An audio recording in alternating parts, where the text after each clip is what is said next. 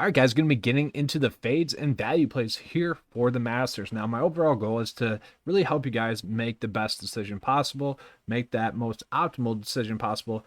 As long as you're having the right thought process around your decisions, you really can't say that's the wrong decision, especially with golf. And that's kind of the beauty of the golf game. So we'll get into those fades and value plays right now. So crazy enough, the first fade is actually going to be Dustin Johnson. Okay. Kind of two reasons. Okay. On board, he does look like a great play. Recent form has been a little bit hit or miss. Still ranks out top 25 in that. Don't mind that. Everywhere else is going to be a stud. We do see that. Two things, though. One, we have seen that for some reason, other than last week, defending champions have really struggled this season, and it's just one of those strange things.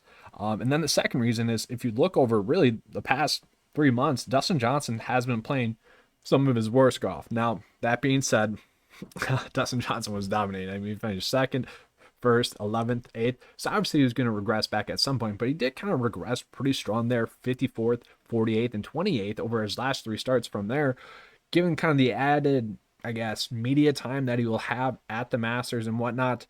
It wouldn't shock me if he goes out and kind of doesn't return the value that you guys would like. So I don't know. I don't think I would bet him outright, and I wouldn't really be on him as a pick for the Masters as well. Overall, I still don't mind him as a pick. I just think there's going to be better plays given his exact same price point. Then kind of the same can be said for Rory McIlroy here. So it sounds freaking crazy. I can't even believe I'm saying this.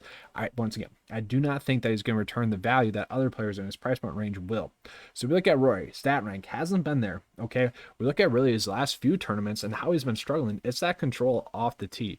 Now, at some parts of this course, you can get away with that. On other parts, it's going to tear you up. So if he is really lacking that control, going to be really worried about him as a pick. Course history is phenomenal. He's been able to find a way to figure it out. He can obviously club down where he needs to with that 3-wood and go out and play well. I just worry about him as a pick overall. He's another one where if I pull him up here on the specialist page, you guys can see how he's been doing. Now, he hasn't played that many tournaments as a whole, but there is going to be a worry with him. DJ and Roy, they're guys that are really make or break points, and then we can see just trending downward for the most part there with Rory. Don't like that. We want those players that have been trending upwards. So going to be staying away from Rory. And I do want to pull up Lee Westwood. So Lee Westwood probably going to be popping here a little bit, although some of his key stats that he's been doing well at haven't exactly been counted for. But we can see he still has been getting better really over the past 3 months. So Lee Westwood, that's what makes this a bold fade. Now his price point is kind of up there, but he's been playing some great golf, and it seems kind of crazy to play someone that has been trending in the right direction. But we pull him up here. Lee Westwood, pull him up. Just not ranking out that well in the ML. Top 36. Really hasn't had a big finish or strong finish here over the last 4 years as well.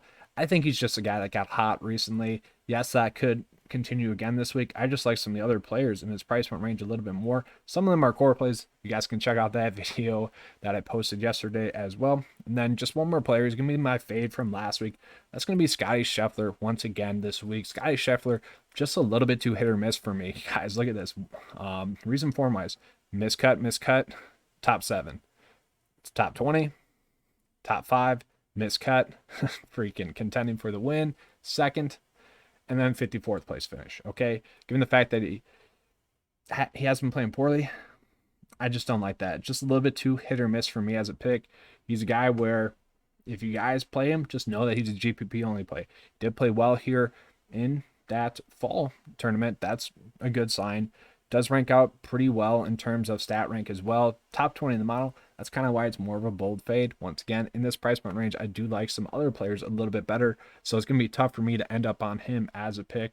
And that's where you just kind of have to fade him because you can't play everyone in those price point ranges. Now we're going to get into the obvious core play. Well, he is. Value play. Corey Connors here. I've talked about him enough. Just what was DraftKings doing here? They know something. They looked into the future, and they know he's going to miss the cut because there's no way you play Corey Connors at this price point. You just don't do it. Top 6 in the model, and, I think that's pretty accurate, guys. I would pay like $9K for him as a play. Let's compare him to like Webb Simpson, who is $9K. It's a pretty good comparison here. Corey Connors ranks out a little bit better. Course history wise, yes, Webb has been a stud, but can't really knock Corey Connors for having one start and then his second start being a top 10 finish. Recent form wise, they've kind of been the same. So we get pretty much the exact same play at 2K more or 2K less expensive for Corey Connors. Yeah, we absolutely love that. We're going to definitely roll with that. Then we look at someone like Brian Harmon. Guys, Brian Harmon is going to be a good pick for us as a value play.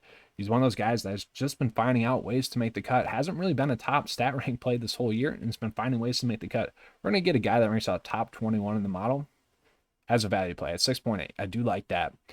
Only one start here in the last 4 years, did make the cut there, but we look at his recent starts. He has had that upside, which for a value play this week, we kind of want that more than normal weeks. Normal weeks, we're just looking for a guy that's going to make the cut. For this week, we're looking for a guy that has upside, because really the Masters is kind of just a glorified WGC event, no cut event, if you will, in terms of PGA DFS, because no cut events, we kind of lose that edge. With more casual players coming in, we still have that edge because obviously we're going to be more knowledgeable, but you still kind of want to chase the upside this week just due to the fact that there's going to be a high number of 6-for-6 lineups. I like the fact that 3 out of his last 6 starts have been top 10 finishes, and he still made the cut in all his other events as well. So really do like Brian Harmon as a pick. Then the next one, I'm going to pull him up here on the specialist page to get you guys a full kind of preview of why I like him. Once again, with Matt Kutcher, the problem with him is that his most recent starts aren't really going to be counting towards this data too much, especially at the Dell Technologies match play. That wasn't included. And I did miss a cut the Masters earlier, but still, I really like Matt Kutcher as a pick. He looks like a guy like Lee Westwood that is finding form, but we're going to catch him on the upslide instead of with Lee Westwood, where he's kind of on the downward slope there. Let's just look over the past 8 weeks or so. Get that slider going. And we can see he has been playing much better in terms of his play over the last few weeks. Still a little bit hit or miss, but given the fact that, he's made 3 out of his last 4 cuts and 2 of those have been, top 20 finishes, I kind of like that. I think he could be a sneaky pick. We'll pull him up here on the cheat sheet so you guys can get a kind of a full picture of kind of what he's looking like as a play. So yeah, it doesn't rank out too well in the model. He's more of a gut play, if you will.